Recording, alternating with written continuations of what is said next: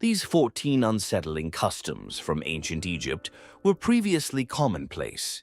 Fearsome secrets are concealed by every great society, and ancient Egypt is no exception. Ghoulish traditions that would make you shudder lay hidden behind the majestic tombs and pyramids.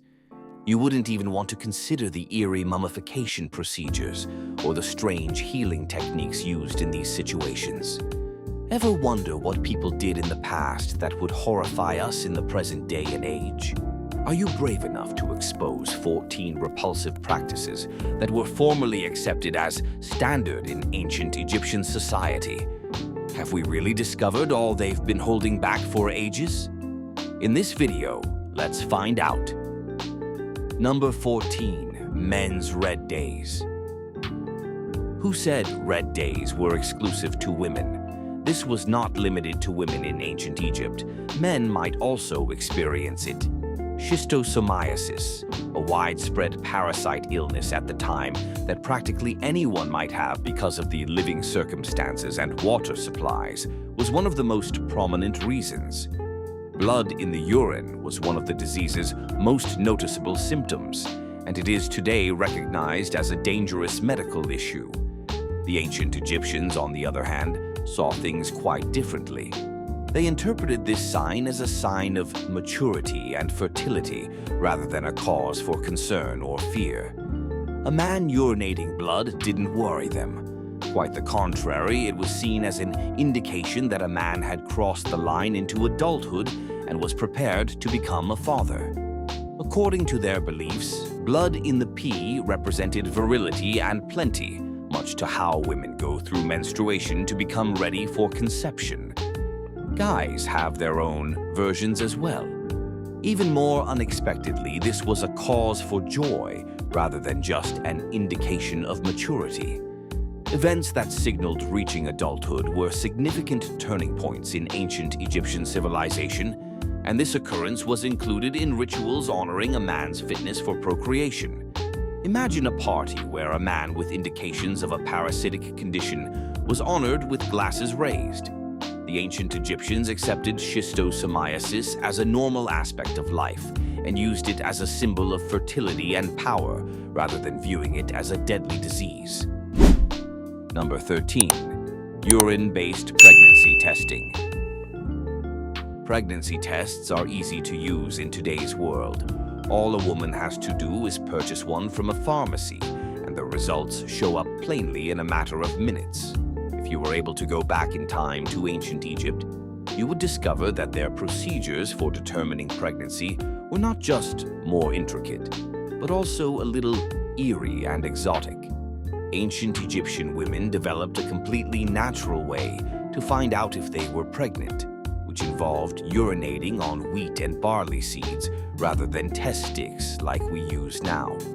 Yes, this process took several days instead of a few minutes, during which time they would continuously squirt the seeds with urine and observe what would happen. It was thought that a female would be born if the barley sprouted first.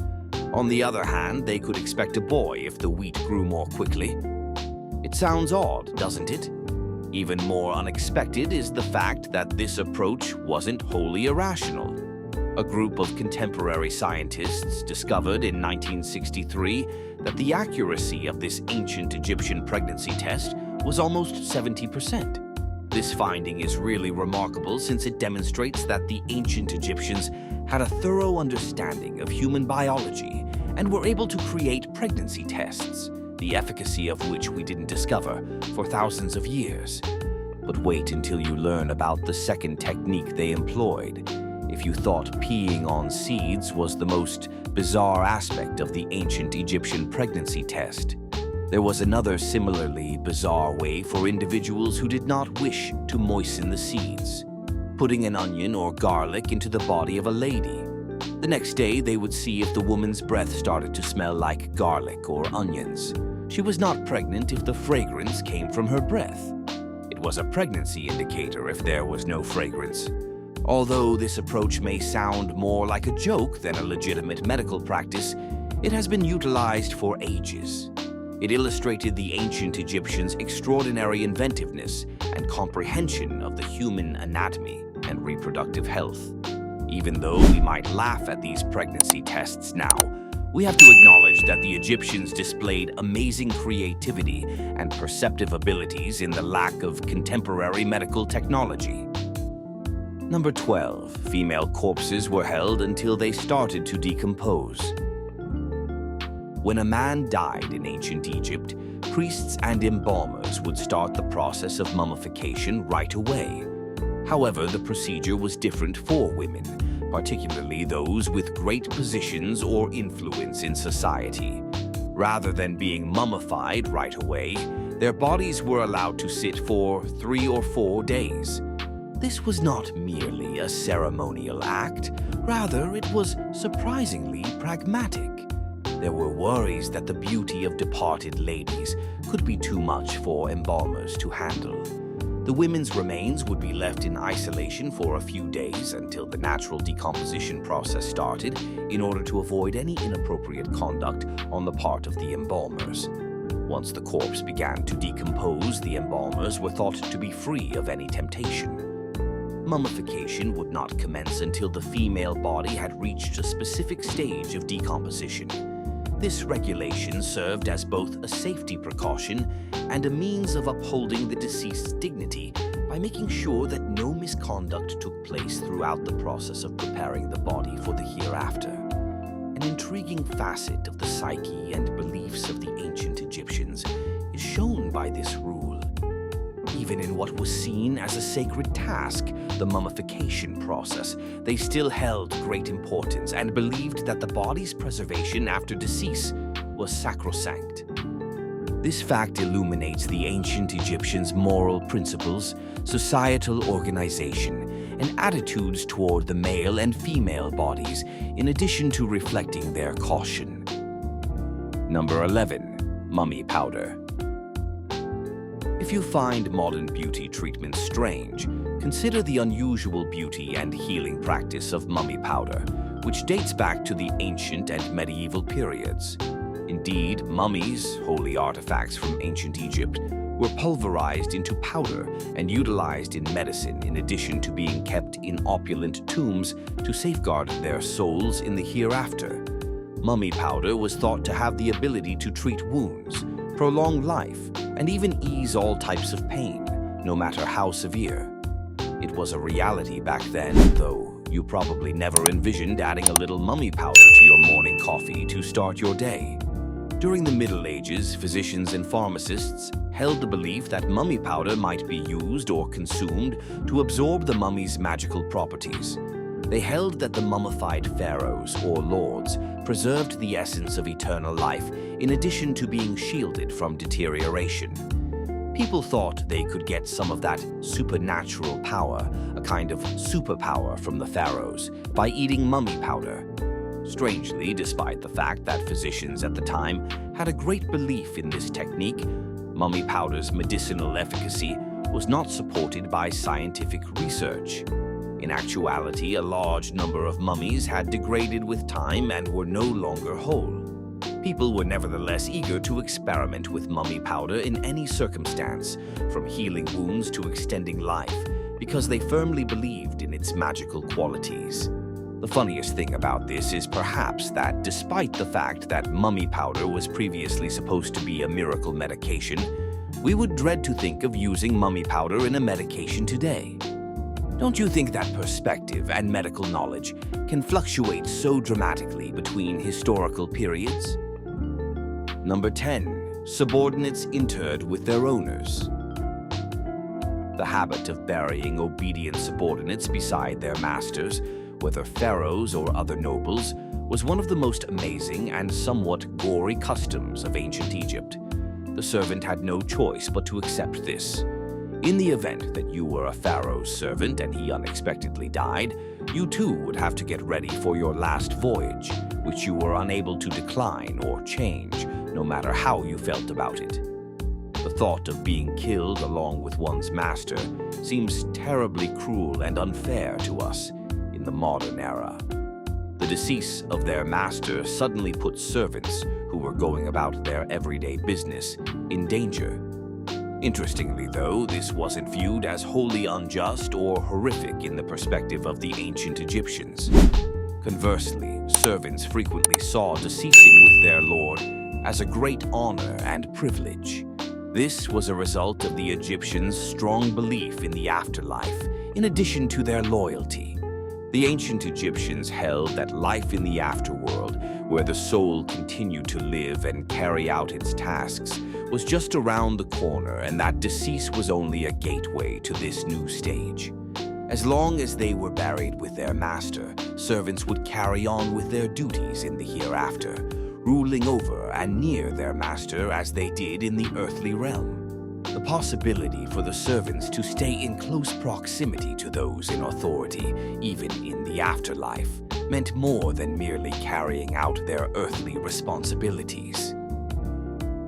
Number 9. The genetic race of mutations, royal inbreeding. It's a common misconception that kings in ancient Egypt frequently wed close cousins, and this is quite accurate. In addition to being a cultural custom, marrying one's sister or even one's own daughter was also motivated by important political and theological considerations. Royals frequently followed the example of the gods of Egyptian religion, particularly the deity Osiris and the goddess Isis, who were brothers and wives in order to preserve the lineage of the throne and bolster their authority. This alliance served as a means of preserving the pharaoh's divine strength and everlasting authority, in addition to serving as a symbol of power for them. The pharaohs were thought of as the living manifestations of the gods. The Egyptians believed that inbreeding protected the royal family's special status and prevented outside bloodlines from mingling. Although it wasn't just a royal habit, inbreeding changed throughout time among the broader populace. Sibling marriages became more widespread among the public during the Roman era in Egypt, 30 BC to 395 AD, a change from prior times when they were less common. There were fewer sibling unions in marriages throughout the New Kingdom period, 1550 BC to 1070 BC, perhaps as a result of linguistic and documentation changes. But as the gene pool shrank as a result of royal inbreeding, there was a decline in health. The following generations experienced severe health issues and genetic abnormalities. Due to inbreeding among the royal line, King Tutankhamun, one of the most well-known pharaohs, was born with several malformations and illnesses. Number 8. Crime penalties, offenses against the sun god. A religious crime, as well as one of the worst things a person could do in ancient Egypt, was to anger the sun god. In addition to being the source of life and the universe's sustainer, the sun god represented authority, stability, and order in Egyptian civilization. The core of the Egyptian religious system was the worship of the sun god, who was frequently symbolized by the god Ra. Consequently, every transgression against Ra was viewed as an irreparable transgression, since it represented a disturbance of the universe's divine order. Being burnt alive was one of the cruelest and most horrifying punishments in Egyptian history for this transgression. This punishment had profound spiritual significance, in addition to being physically excruciating. The ancient Egyptians had the view that the soul would go through the afterlife after decease in order to become immortal. Nonetheless, it was believed that being burnt alive meant complete spiritual annihilation, and that the soul could not continue on to the afterlife. The burned person's soul would be lost to obscurity, deprived of the possibility of resurrected life, and denied everlasting existence. This was particularly noteworthy in the context of Egyptian society, where belief in the soul and the afterlife was deeply ingrained. Because the Egyptians' greatest fear was of losing their chance at eternal life, burning alive was the ultimate punishment and a sign of total annihilation. Being burned alive is arguably one of the cruelest punishments available today. It's not only physically terrible, but also awful spiritually. Nonetheless, it had profound and sacred significance in the ancient Egyptian religious milieu. This penalty served as both a deterrent to protect Ra's sacredness and uphold societal order, in addition to being a means of dealing with the offense. Number 7. Rotten liver and hair care. In order to keep our hair silky and fragrant, we frequently search for hair care products with mild scents and natural components, such as coconut oil and flower extracts. However, if you believe that hair care has always existed, consider going back in time to ancient Egypt. Rather than applying perfumed shampoos, the ancient Egyptians created unbelievably bizarre concoctions. You'd be shocked at what they did to maintain the health of their hair. Perhaps the most bizarre part of their hair care regimen was the notion that the decaying liver of a donkey could help restore graying and thinning hair. Their list of hair elixirs included objects like dog legs, donkey hooves, crocodile fat, and the bones of various animals. Imagine the following scenario. An odd mixture of components, such as black calf blood and other unfathomable materials, boiling together in the hope that putting it on the scalp will miraculously revitalize the hair. For the ancient Egyptians, boiling decaying liver and putting it to the head in the hopes of having beautiful hair was a serious rite based on the notion that these animal elements might give the hair vitality. Today, we surely couldn't conceive of doing that. Unlike modern hair serums and growth treatments, they employed strange concoctions that could only have been invented by the most creative minds when their hair began to gray or fall out. Number 6. The Art of Immortality through mummification. In ancient Egypt, mummification was not just a means of body preservation. It was also a kind of art on par with other forms of spirituality, religion, and science. Our practice, which dates back to the early days of our culture, has come to represent the belief in the immortality of the soul. In the eyes of the ancient Egyptians, keeping the body intact after decease was essential to the deceased's transition to the hereafter, where the soul was thought to live. Mummification dates back to the Old Kingdom, circa 2600 BCE. The first techniques for preserving bodies were rudimentary and mostly relied on the desert's natural environment to dry the body and stop it from decomposing. The Egyptians quickly discovered that manual intervention in conjunction with natural processes was required to achieve flawless preservation. Mummification techniques were developed over time and reached a high level of art during the New Kingdom, c. 1550-1070 BCE. Each step of the mummification process was normally carried out in accordance with stringent religious ceremonies, taking a total of 70 days. Internal organs were removed after the body had been washed with water from the Nile River. The most well-known procedure involved taking out the brain through the skull with a long, hook-shaped instrument. Even while this method may look graphic to modern eyes, it was done meticulously in the past to prevent facial injuries to the corpse. It's interesting to note that the Egyptians did not believe the brain to be necessary for rebirth or for living after decease. They stored other organs in canopic jars, altered, but left the heart within the body because they thought it to be the seat of emotion, wisdom, and willpower. The beautifully carved heads of the four protecting gods, Imseti, Hapi, Duamutef, and Kebesenuef, were frequently seen on these jars. These deities were in charge of protecting the internal organs so that the soul may utilize them in the afterlife.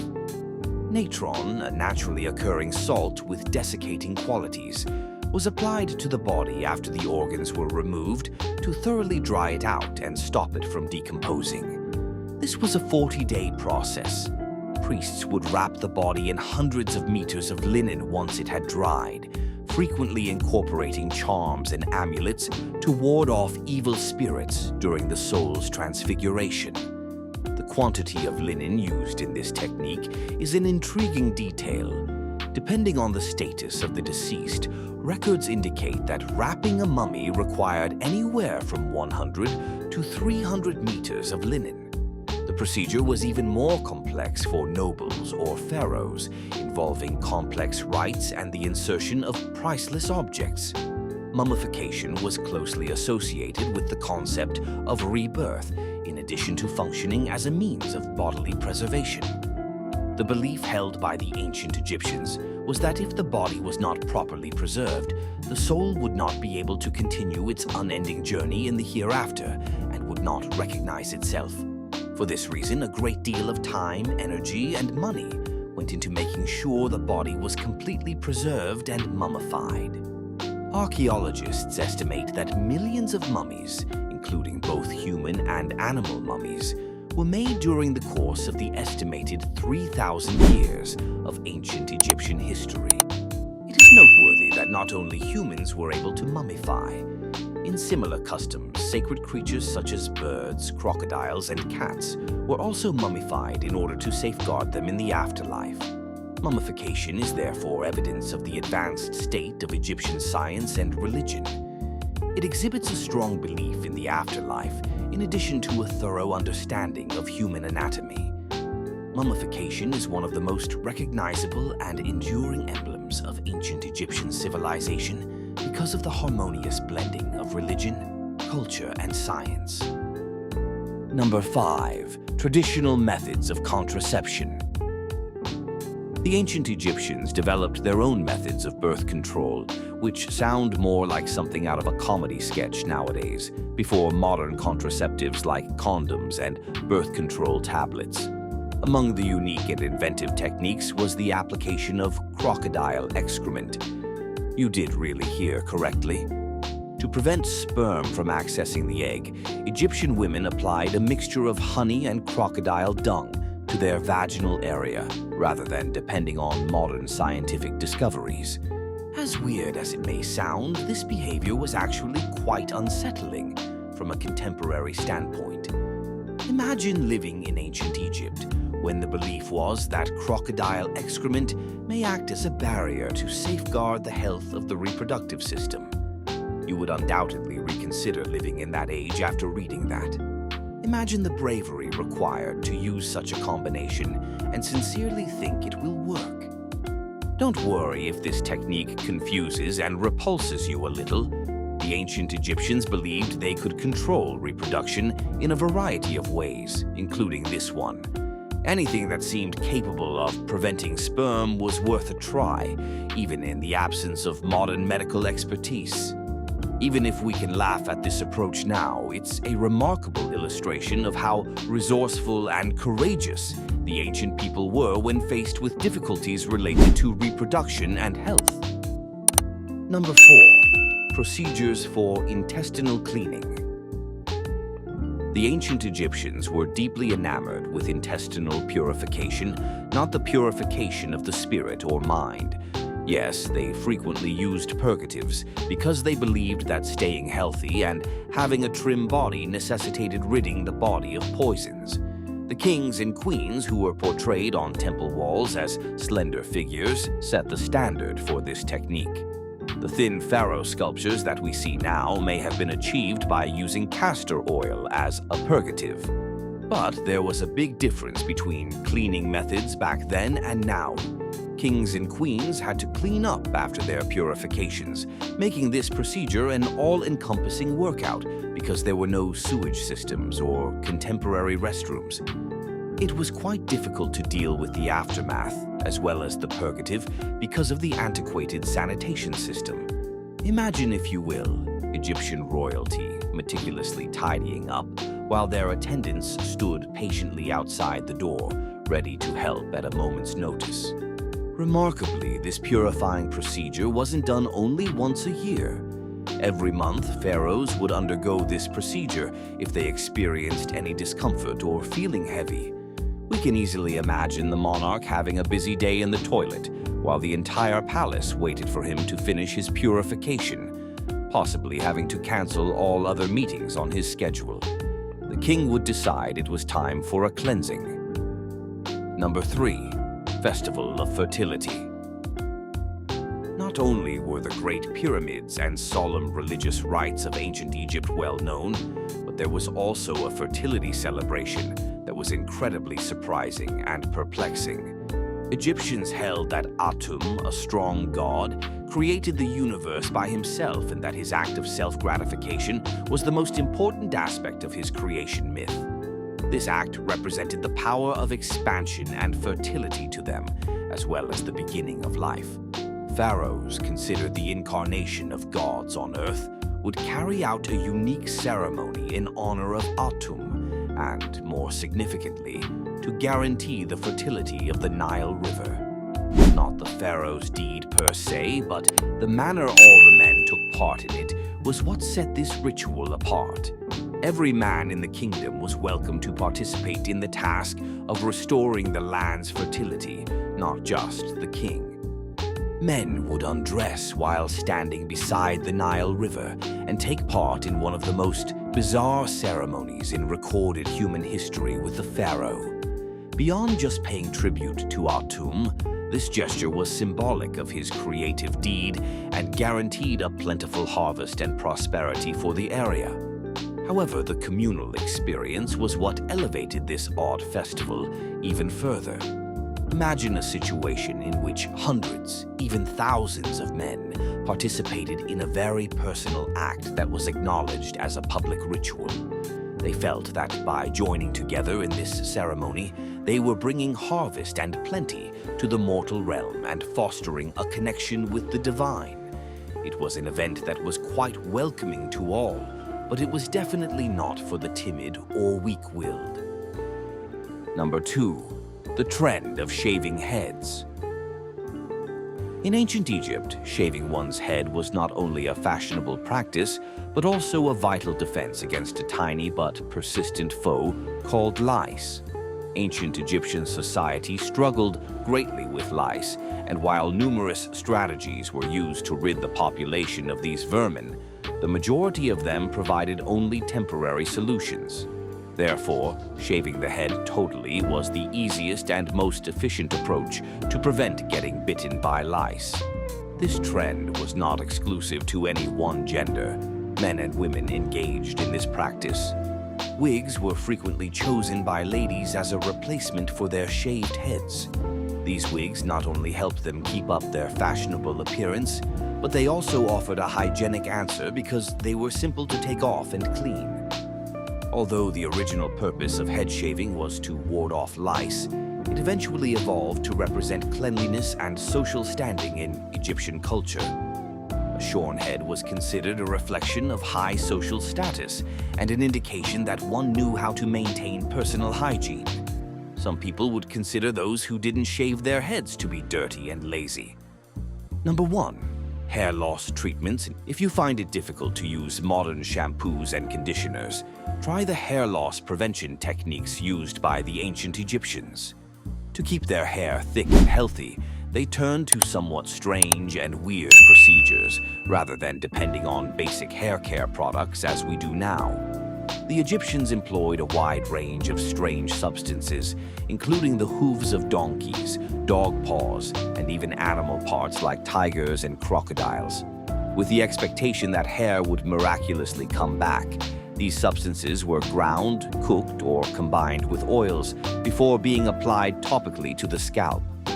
But when the bizarre mixtures didn't work as planned, the Egyptians discovered another remedy: wigs and even false beards.